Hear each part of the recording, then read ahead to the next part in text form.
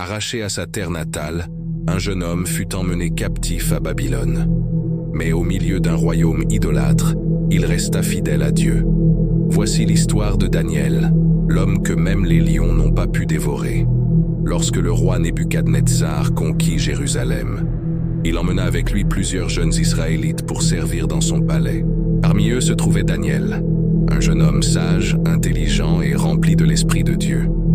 Le roi voulait que ces jeunes mangent de sa nourriture et boivent de son vin pour devenir plus forts. Mais Daniel refusa de se souiller avec les mets du roi.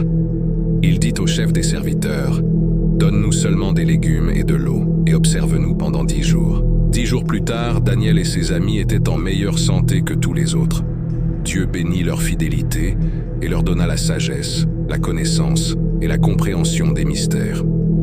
Un jour, le roi Nebuchadnezzar fit un rêve troublant que personne ne pouvait interpréter. Mais Dieu révéla le secret à Daniel pendant la nuit. Daniel expliqua le rêve au roi avec précision, lui montrant que tous les royaumes passent, mais le royaume de Dieu demeure éternel.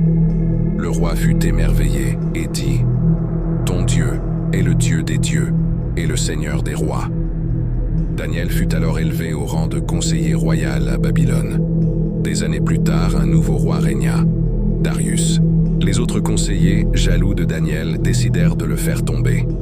Ils convainquirent le roi de signer un décret disant que, pendant 30 jours, nul ne doit prier aucun dieu, sauf le roi.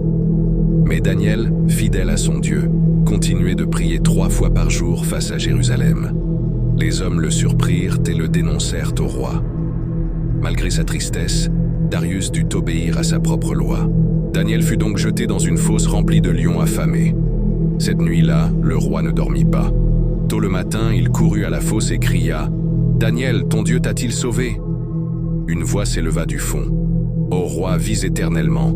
Mon Dieu a envoyé son ange pour fermer la gueule des lions. Ils ne m'ont fait aucun mal, car j'ai été trouvé innocent. » Le roi, rempli de joie, fit sortir Daniel du fossé. Aucun mal ne l'avait touché. Alors Darius proclama à tout le royaume « Le Dieu de Daniel est le Dieu vivant, qui sauve et délivre. Son règne durera éternellement. » Daniel nous enseigne qu'il vaut mieux désobéir aux hommes que de désobéir à Dieu.